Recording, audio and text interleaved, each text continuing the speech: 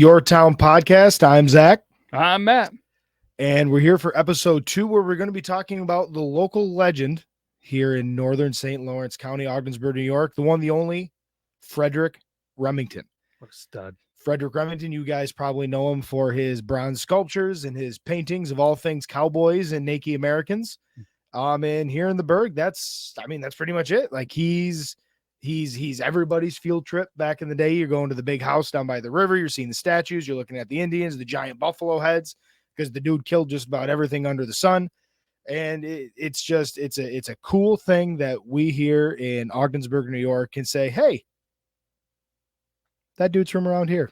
Yeah, it's something too that once we've kind of done, like I did a little research, you did a little research. There was a ton of stuff I didn't know about the guy. And I mean, I didn't grow up here, so I didn't take those, elementary field trips, but I've been to the couple of places because they do an okay job, and we'll get into a little bit more, but yeah, it's a cool thing. Yep. So let's just get right into it. So, I mean, first things first, our boy Frederic, that's Frederic. I just found out in researching this that I've been spelling his name wrong my whole life. Not that I'm saying that I've spelled his name a bunch of times, but anyway, Frederic, he comes from a family of ass-kicking badasses. Mm-hmm. All right. His earliest North American ancestors came over from France in the early 1600s. They just decided to found the town of Windsor in Connecticut. Studs.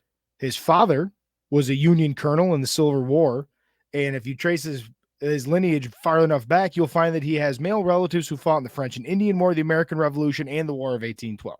Wow. And then to kind of top it all off, his great-grandfather was a world-renowned craftsman of fine horse saddles. And then to take it a step further, his cousin is the same Remington who founded Remington Arms Company, which is America's oldest gun manufacturer. Wow. And as if all that wasn't cool enough and Americana enough, rumor has it, he's possibly related to the one, the only George Washington. Wow. And he was the first president, for anybody that isn't good at history. And rumor has it that probably one of the Remingtons made George Washington's wooden teeth. Allegedly. You'd have to think out of the wood from the cherry tree that the guy chopped down. Yep. Mm-hmm. Wow. I mean, talk about, I hate to say it this way, but like manly men that he came from. Like and the reason is there's more to this, why I'm saying this, but holy cow. From leading armies to gun owning companies to starting towns. Unreal. And then you know what's even cooler? What? He has a terrific mustache. True. Very true. And his middle name is Sack Rider. That's pretty sweet. I feel like I knew a girl back in the day. Her nickname was Sack Rider, but different. You don't marry them. Nope. Anyway. He's a hometown favorite of ours. He was born right down Route 68 in the town of Canton, but he spent most of his childhood right here in Ogdensburg. Like I said earlier, his museum is right down by the river, overlooking the beautiful St. Lawrence, and it is now open to the public. I can't imagine that museum isn't home to most of his original works, not owned in private collections. I mean, like I said, you can see all of his paintings, drawings, sculptures, taxidermy things of shit that he shot. Relics that he picked up from out west. Like the place is packed. It's super cool though. So if you're in the area, definitely stop in and check that out. Yeah, and they're not even a sponsor of the show. No. But maybe we'll reach out to them. We still got some time before this airs. Yeah, but hey, support the arts. Support the arts. And what's pretty wild is, like you said, I have to believe that they don't have a whole bunch of private stuff in there. I just can't think that there's that much valuable stuff hidden in that place, but maybe not. I don't know. But one thing that I feel like it's not talked about enough, like the Remington, like once in a while they do like a wine festival or something, and it's in there, and you go in there and there's vendors and stuff. And, they try, I think, to do a decent job of getting people in there and really showing off some pretty amazing stuff. But I just feel like, I don't know whether it's the marketing or the area. It's just, I feel like it could be more, and it should for be sure done more. Yeah. But and every time I'm in there, I thought it's absolutely fantastic. I've been there for wine tastings. I've been there just to walk through. I've been through tours. My wife's big into art and museums and all that stuff, so we've taken it there. It's great. Like I said, stop by if you're in the area. And I can't wait, knowing what I know now after doing some research. Like, I'm going to have an even more, maybe we'll go in and we'll give a tour and tell our story, and we'll just play this episode as we walk around on a sweet vintage boombox. That'd be sweet. All right, let's hear more about this. So let's get back to the roots here. Remington started his artistic expression early. He gained a reputation as a skilled caricaturist and doodler as a teenager at his church-run military school. Despite the strict atmosphere, Remington was deemed less than soldier material by his commanding officers at this military school. But he seemed fine with this. He famously wrote in a letter to an uncle, and this might be my next tattoo. I never intend, this is a quote, I never intend to do any great amount of labor. I have but one short life and do not aspire to wealth or fame in a degree which could only be obtained by an extraordinary effort on my part. Wow. Now imagine that mentality, like we kind of spoke about earlier, in a family full of manly men with a family business. I mean, they're all military leaders. They are in that kind of regard, the manly men. Like you don't get, these are alphas, and they come from money, just toughness. And he more or less is like, yeah, I don't really feel like working. I'm just gonna kind of, not play on my drum all day, but I'm gonna draw. Yep. And you know what I'm gonna do, Dad? I'm gonna doodle. And that is probably how he got his nickname Sack Rider, because the sack on this guy, huge, unreal, huge, unreal. But yeah, I mean, Frederic took this sentiment to heart. Despite getting into and attending art school at the Yale University and being a pretty popular guy, he was a prize-fighting boxer, and he was a member of the 1879 and 1880 National Football Championship teams. However, he did leave school early to tend to his dying father. After his father, so he goes home, he leaves. His father is dying of tuberculosis. Not a good thing to really do. Nope. But then, so him leaving school, a couple things happen. His father dies, bad, and then he's dating a girl at the time. He goes up to his potential father-in-law. Hey, potential father-in-law, I would really like to marry your daughter, and he says he's not interested. Not having you as a son-in-law. You're a lazy ass doodler. Go somewhere else. And so Frederic was like, you know what? Not going back to Yale. Yale, you can take it and shove it. Thanks for the back-to-back championships. Thanks for the boxing career. I'm going to take my doodles. I'm going to leave. So from here on, he decides to fully send his ambitions to do as little as possible. He lived off his inheritance and his side jobs, and eventually said, you know what? I'm going out west to pursue some business endeavors. However, those never came to pasture. Get it? I get it. Pasture. So let me ask you, it's a little off topic, and we don't have to go too long into this, but I'm curious. So who wins in a boxing match in their prime, Remington or the upstate onion farmer, Carmen Basilio? I'd have to say Carmen. Yeah, me too. Yeah. I think there'd be a cool picture though. Yeah, and if you Google and look up Carmen Basilio on his Wikipedia page, it's him wearing like a king crown with just like scars and like just from the fight glute. Up. Oh, he's a stud looking. Yeah. So, but he's from New York as well. The upstate Canastota. Yep. All right. So all this is to say, he spent a lot of time out west, basically just coming in and out of business deals and doodling. And this isn't my words. These are the words that actually historians that write about Frederic Remington talk about. They refer to these early parts of his career as doodles. He's doodling. So he sent his doodles back west because thankfully for him, he had an uncle in the Albany area that was into the newspaper business. And back in this time, we're talking late 19th century, newspapers are a booming. He sends his doodles back east to all these guys that his uncle knows, and eventually publishers at Harper's Weekly, they just say, hey, that's a pretty good sketch, and they send him some money. Yeah. It was also around this time, though, that he was kind of coming in and out of some business opportunities. He went out there and he dumped a bunch of money into a ranch. Ranching was a little too much work for him. Didn't really want to do that much work.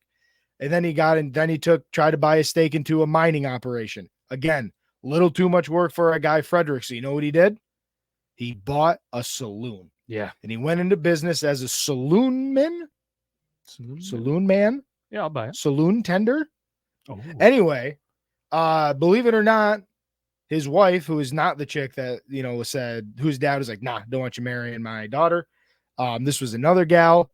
But she was like, you know what? You're drunk. You hang out with assholes, and all you do is sit there and draw the assholes that you hang out at the bar. I'm going back to Ogdensburg, because going back to Ogdensburg is rather than being out here with your drunk, stupid ass.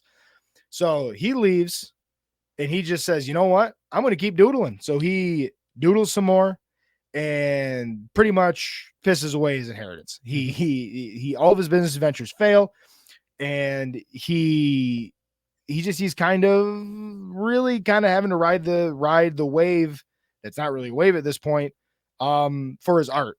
So he really pounds the pavement, really doubles down on this art career, keeps sending him back east. And slowly but surely, he notices a rising demand for his art and what they call commercial illustrations. Yep. So after a few years of slinging these sketches and painting, this is what he did to get by, though. Let's not mince any words here. He was literally drawing and painting to get the food and necessities that he needed to survive out west. The old barter system. But eventually he did build up enough of demand and following to say, you know what? I'm going to be a professional artist from here on out. And his main inspiration for this, according to several different sources, was, hey, this is my way to do as little as possible for the most gain. Yeah, and what's kind of cool too is for Harper's Weekly, Thomas Nast also did cartoons for them, and he was actually the first person to use an elephant as the symbol of the Republican Party. He also drew the legendary character known as Santa Claus, and his version actually became strongly associated with the figure, who was popularized as a Christmas customs in the late 19th century. So good company there for the Harper's Weekly decided to and Thomas Nast, don't know what his personal politics were, but if he's drawing elephants for the Republican Party, Frederic Remington would have been in good company with it, because Frederic Remington comes from a long line of very staunch Republicans. There's a whole bunch of the politics about that we're not going to get into here, because it's about the art and him hanging out and just doing boss dude shit instead of doing stuff on the grind with the 9 to 5. Anyway, good news though, from this time forward, Frederic's doing pretty well. So well, in fact, that he caught the attention none other than Teddy Roosevelt. Teddy Roosevelt isn't the Teddy Roosevelt that we knew at the time. I believe Teddy was only 29 at this time, but he wrote a book called Ranch Life in the Hunting Trail, in which he commissioned Frederic to do 83 illustrations for that book. Wow. So this relationship early on, however, it created this relationship that carried on between Freddie and Teddy well into Teddy Roosevelt's time as the president and beyond, which goes on to some stuff that I don't think we're going to get to today. But basically, Fred's like, hey, come to Cuba, do some stuff with me. Let's go out west, do some stuff with me. Let's chronicle the existence of the American manifest destiny as we try to push our way to the West Coast. And you know what, Freddie? We want you there chronicling the whole thing. Yeah, and obviously you mentioned they're really good friends. After the death of Teddy's wife, Alice Lee, in 1884, Roosevelt moved temporarily to the Badlands in the Dakota Territory, where he owned 2 cattle ranches. Then in 1888, Century Magazine published a series of articles about the Western written by Roosevelt and illustrated by no other than Remington. In a May article, Roosevelt told the story of his daring capture of 3 thieves who had stolen a boat from his Elkhorn ranch. Remington then depicted it, the capture of everything, did a really cool painting. So make sure you Google it. It's called Hands Up, the Capture of Finnegan, and they actually hung that in the White House. I was a little nervous because as I was looking at the notes as you were going through them, I thought it said Remington decapitated. Oh, no. That's not what depicted. was going on. Well, depicted and capture kind of blood. Yeah. That was, bad eyes. Okay. Well, either way, no decap. The heads were all there. Remington, hands are clean on this one. All right. Not to say that there's other ones that he was dirty on. Anyway, I don't think let me just state, I don't think Frederic Remington killed anybody. Anyway, so Teddy Roosevelt aside, all right. His first year as a full-time commercial artist, Remington grossed about $1,200. Now, remember, this is 1866. All right. For further detail, $1,200 in 1866 was 3 times what your average school teacher was bringing home per year. Yeah. So our boy Freddie's doing all right, as was his style. He bragged about his earnings to a friend in a letter saying, that's a pretty good break for an ex-cowpuncher. Don't know what a cowpuncher is, but I'm sure I've been accused of being one back in my day. And what's crazy too, $1,200 in 1900, so several years later, is equivalent to $43,000 today. So yeah, he was doing all right. Yeah, he was almost slinging burgers at McDonald's. There we go.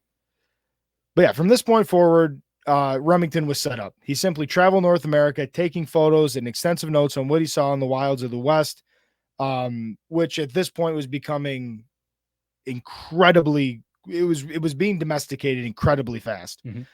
He would take these photos and notes into account when painting, and oddly enough, Despite all this sort of rigorous fact checking and research and firsthand accounts, he never really sold well to the established art critics because, ironically enough, they claimed his palette and presentation was unrealistic.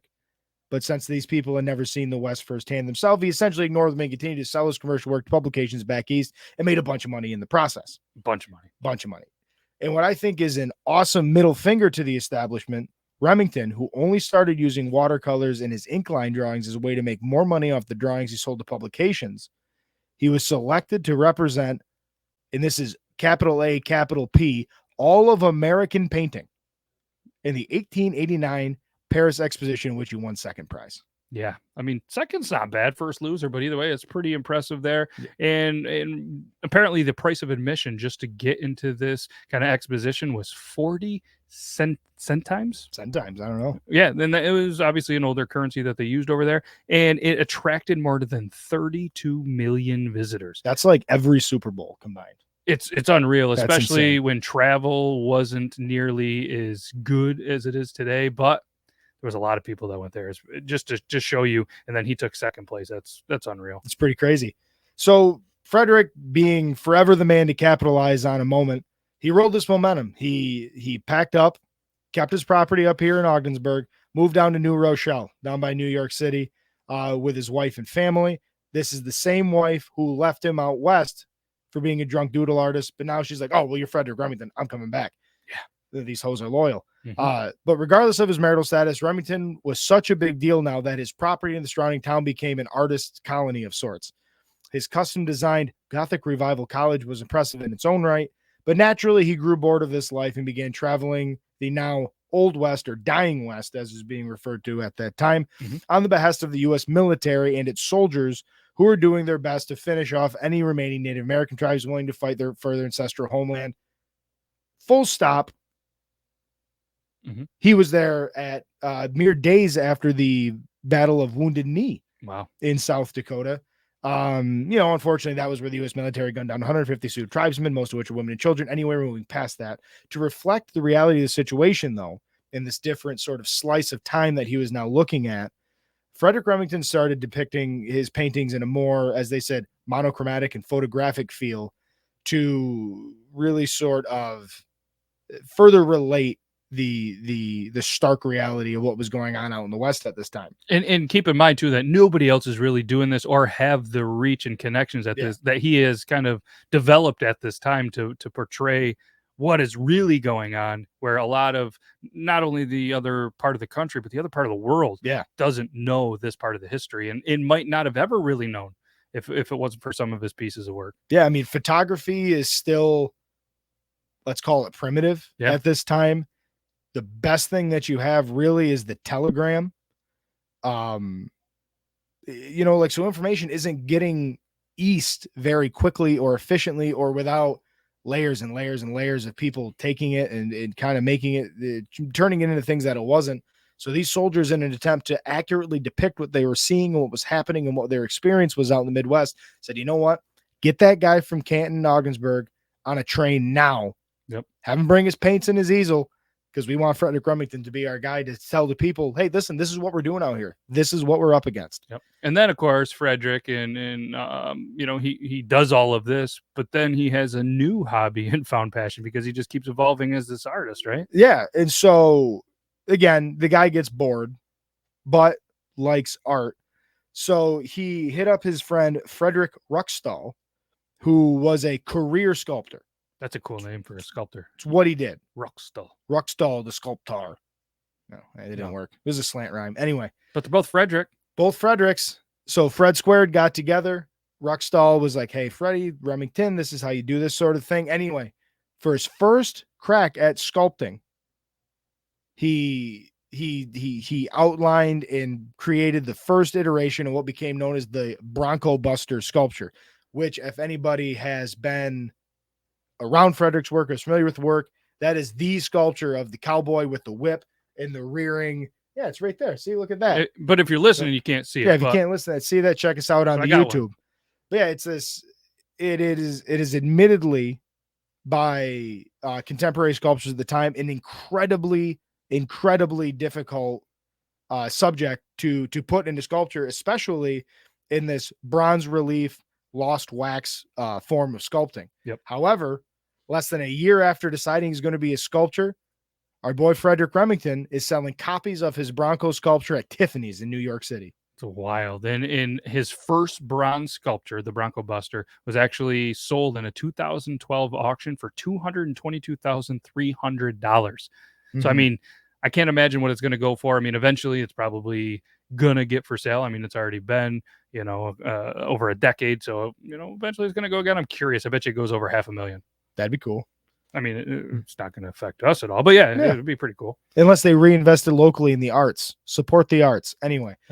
Remington went on in this fashion for the remainder of his life, though. He fell in and out of styles and modes of art, selling in or publishing works in watercolor, line sketches, bronze sculpture, oil paintings, and eventually writing articles and novels for publication. He wrote articles for newspapers and magazines covering out West, covering the art scene, and I believe he wrote 2 novels about encapsulating what he experienced out in the Midwest and what he took away from there. Wild. His impact on the American art scene was so profound that by the turn of the 20th century, contemporary artists of the time producing works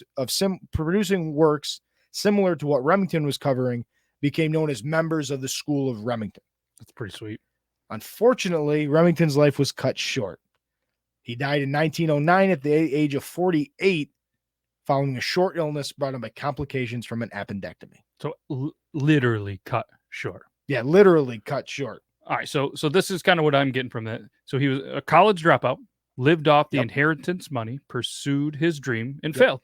Failed miserably. Multiple times. He then had to move back in with his mom at one point, got more money from his mom, and started a hardware business that also failed because of an alleged swindle. And it failed despite him being from a long line of hardware store owners. Yes. That's what his family did in Canton. Not a big fan of laborers, but he then reinvests the money into, like you mentioned, a saloon, meets Eva Catton in 1884, leaves him because of the saloon life and the bad sketches, like you said. And then he was bartering his work, like we mentioned, but then he caught a break in that Harper Weekly, like we mentioned. And then the gold digger comes back. Right? Hoes ain't loyal. She came right back. And then he even had to borrow some money from Uncle Bill. And then life became good. He took the money, put it to good cause, became what he is today. Uncle Bill, the guy that was rubbing elbows with Ralph Waldo. No, not Ralph Waldo Emerson. Newspaper baron, New York City. I can't remember his name right now. That's embarrassing. Anyway. Okay. Somebody will correct us. William Randolph Hearst. There you go. Boom. There it is. Boom. So, yeah, I mean, just a wild story. Again, something that's obviously physically very close to us and just a lot of stuff that I think people in this area don't really know the whole story and the whole truth. I didn't know it. I don't know if you knew the whole thing, but it's pretty wild. Pretty wild. So you want to throw out some sources and then close this out with a quote? So, yeah, I mean, sources for this, obviously, the beloved Wikipedia. Love it. metmuseum.org had a couple of great articles on there. Oh, yes. And also the Frederic Remington Art Museum homepage. Yeah. Check it out. Check it all out. Yep. So, like we did in the first episode, we're going to do it here. So we can say we've done it on every episode. We're going to end with a nice inspirational quote. A contemporary of Frederick's, I believe. I'm pretty sure it is. I'm pretty sure, too. Go ahead, hit it with it, and then we'll say our goodbyes. Just because you fail once doesn't mean you're going to fail at everything. Keep trying. Hold on, and always, always, always believe in yourself. Because if you don't, then who will, sweetie? That's Marilyn Monroe. Can't thank you enough for letting us penetrate your earlobes. And this is fun. We're going to be back with episode 3 of season 1. And that's all I got. You got anything else? I don't know why you had to go with a penetration line just because I mentioned a Marilyn Monroe quote. That's kind of rude. It's a good segue.